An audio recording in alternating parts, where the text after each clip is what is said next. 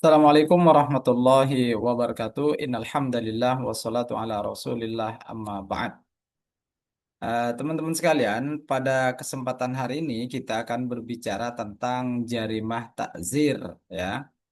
Kalau sebelumnya kita sudah berbicara tentang jarimah hudud, kemudian macam-macamnya, ruang lingkupnya, kemudian setelah itu jarimah kisos ya, pengertiannya, macam-macamnya, ruang lingkupnya. Itu sudah kita bahas semua. Yang terakhir kita akan membahas tentang jarimah takzir. Apa sebenarnya yang disebut dengan jarimah takzir? Teman-teman sekalian, jarimah takzir itu sebenarnya dalam hukum pidana Islam tidak semua perbuatan pidana memiliki hukuman yang ditentukan secara tegas di dalam Al-Quran maupun hadis. Maka itu disebut dengan jarimah takzir ya. Karena kalau jarimah hudud itu sudah jelas, sudah tegas di dalam Al-Quran. Jarimah kisos juga demikian, sudah tegas, jelas, hukumannya seperti apa, itu sudah jelas. Maka yang tidak jelas, yang masih bisa berubah ini, ya, karena memang tidak ada ketegasan di situ, itulah yang kemudian masuk kepada ranahnya jarimah takzir ya. Perbuatan pidana yang tidak ditentukan sanksinya secara pasti, maka itulah yang nanti disebut dengan jarimah takzir. Lalu sebenarnya apa yang disebut dengan jarimah takzir itu? Maka kita bahas dari segi bahasa pertama. Kata takzir itu teman-teman sekalian, kalau jarimahnya sudah jelas ya, jarimah itu adalah eh, pelaku eh, tindak pidana, perbuatan tidak pidana itu adalah jarimahnya. Kalau takzir itu sendiri apa? Secara bahasa, kata takzir itu maknanya adalah mencegah, mendidik, menegur, menguatkan, dan memberi pelajaran. Kata takzir sendiri asal katanya dari azzaro yu'azziru ta'ziron ta'zirotan ta'zaron ti'zaron mu'azzaron fahuwa mu'azzirun wadaka mu'azzarun azzir la tu'azzir ya mu'azzarun mu'azzarun mu'azzarun ya. Itu kata takzir secara bahasa yang memiliki makna varian makna mencegah, mendidik, menegur, menguatkan, dan memberi pelajaran. Ini menunjukkan bahwa makna takzir itu berorientasi pada pembinaan pencegahan, bukan semata-mata pembalasan, apalagi balas dendam. Karena kalau hudud ya, apalagi jarimah kisos itu seakan-akan itu mengarah kepada pembalasan. Ya, melakukan pembunuhan maka harus dibalas dengan pembunuhan seperti itu ya. Sehingga berbeda jarimah takzir ini dengan jarimah hudud apalagi begitu juga dengan jarimah kisos. Selanjutnya teman-teman sekalian, pengertian jarimah takzir secara bahasa tadi udah kita jelaskan bahwasannya arahnya itu adalah untuk eh, melakukan pencegahan, pendidikan ya, kemudian peneguran, penguatan dan memberi pelajaran. Efeknya mau untuk memberi pelajaran. Selanjutnya, kata takzir secara istilah itu adalah tindak pidana dalam hukum Islam yang tidak ditentukan hukumnya secara tegas oleh syara. Syara itu dari Al-Quran maupun hadis. Sehingga penentuan sanksinya diserahkan kepada hakim atau wali hakim atau hukumah pemerintahan ya. Al-amri atau amir penguasa diberikan kepada mereka. Sehingga kita bisa mengetahui bahwasannya tujuan utama takzir itu adalah untuk pendidikan dan perbaikan perilaku, bukan sekedar menghukum, ya, bukan hanya sekedar menghukum ya teman-teman sekalian, tetapi itu adalah untuk memberi pelajaran efek jerah. Maka kalau di Indonesia itu biasanya ketika orang itu sudah keluar dari penjara, karena jarima takzir itu sebenarnya eh, lebih kepada ya dihukum atas keputusan hakim atau pemerintah sehingga dia masuk penjara. Setelah keluar dari penjara itu biasanya banyak kreatif, bisa begini, bisa begitu. Itu bukti bahwasannya jarima takzir itu adalah untuk memberi eh, hukuman sekaligus pendidikan. Teman-teman sekalian, karakteristik atau ciri khas dari jarima takzir itu adalah yang pertama, tidak ada nas yang menetapkan hukuman tertentu. Ya, itu yang pertama. Sehingga tidak ada teksnya baik dari Al-Quran ataupun hadis yang menetapkan hukuman terhadap suatu kasus tertentu. Jika tidak ada di dalam Al-Quran ataupun hadis, maka diberikan kepada pemerintah atau yang berkuasa. Kedua, jenis dan kadar hukuman bersifat fleksibel. Ya, fleksibel, tidak rigid, tidak pasti gitu ya. Bisa berubah sesuai dengan keadaan dan situasi. Itu yang disebut dengan fleksibel ya. Kemudian tiga, bergantung pada ijtihad hakim atau penguasa. Kalau pinter hakimnya, eh, gampang menghasilkan hukum-hukum yang baru untuk membuat efek jerah, memberikan efek jerah kepada pelaku, ya itu bagus. Tetapi yang dimaksud di sini bergantung pada ijtihad hakim atau penguasa. Ini kalau hakimnya tidak bagus, apalagi kalau suka duit yang tidak jelas, maka ya hukumnya tidak berlaku adil ya. Karena memang pengaruh eh, subjek subjektivitas pada hukum jarimah takzir ini besar sekali ya.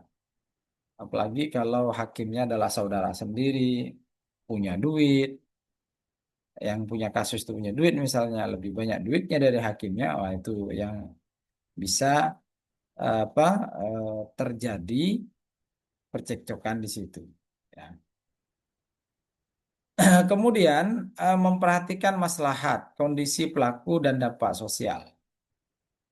Ya, memperhatikan maslahat itu berarti memperhatikan eh, jelbul masoleh wa daf'ud dhar. Apa yang bisa mendatangkan kepada kemaslahatan dan apa yang harus ditolak sehingga tidak terjadi kerusakan. Memperhatikan maslahat, kemudian kondisi pelaku dan dampak sosial. Ya, jadi kondisi pelaku itu seperti apa, psikologisnya, jiwa dan raganya itu seperti apa, itu perlu menjadi pertimbangan. Sehingga jarimat takzir bertujuan lebih kepada pendidikan atau takdib atau tarbiyah dan pencegahan yaitu az-zajar. Ya,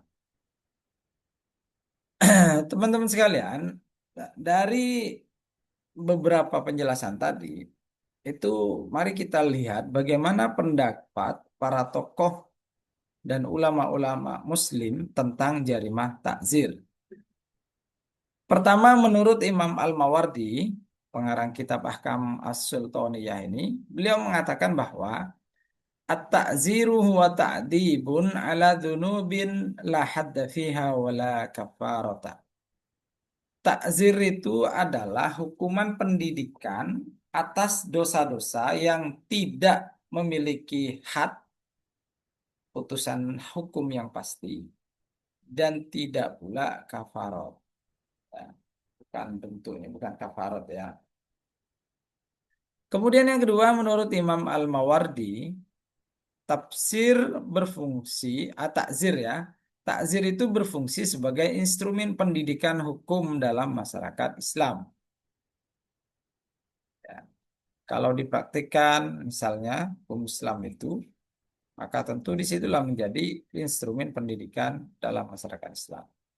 Pendapat yang kedua, pendapatnya Ibnu Taimiyah, beliau mengatakan kullu maksiatin la hadda fiha wa la kafarata fa fiha at-ta'zir.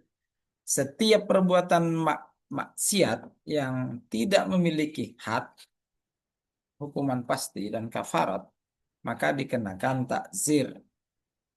Beliau menekankan bahwa takzir merupakan alat menjaga ketertiban sosial dan menutup celah kejahatan yang tidak ter, terakomodasi oleh hukum. Ya. Putusan hukumnya itu tidak sampai ke putusan hukum.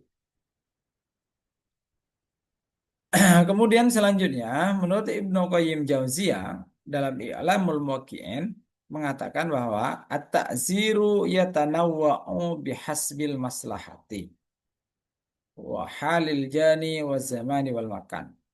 Hukuman takzir adalah dapat berbeda-beda sesuai dengan maslahat kondisi pelaku serta situasi dan tempat.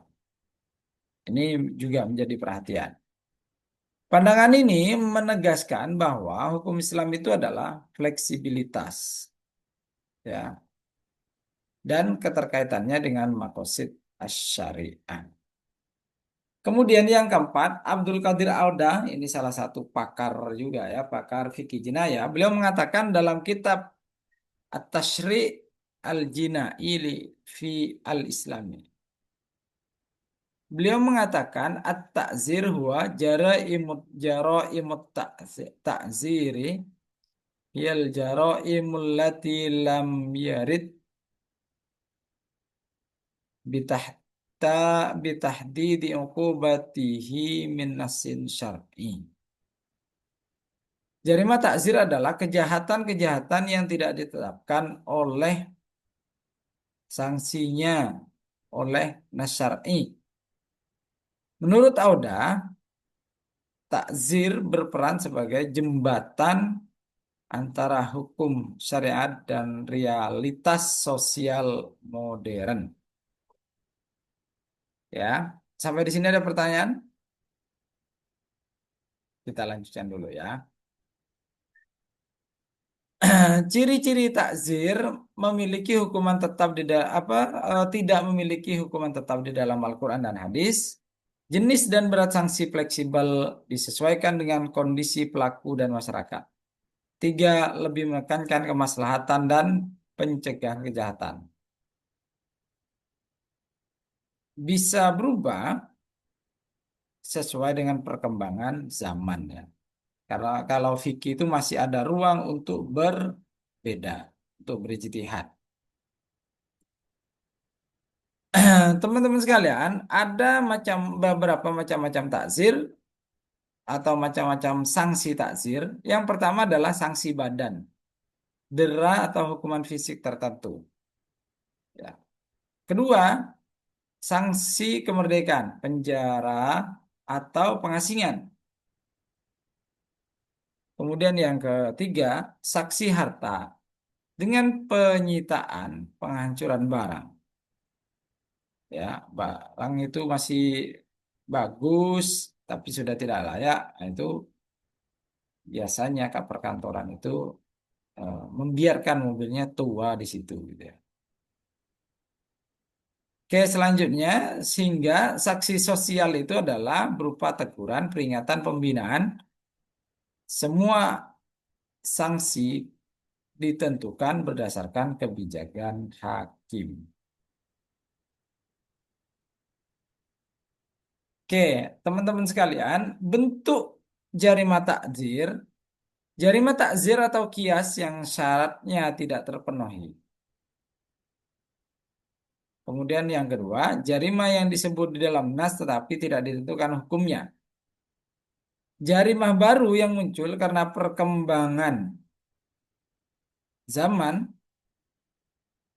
kemudian termasuk pelanggaran disiplin dan ketertiban umum. Ya,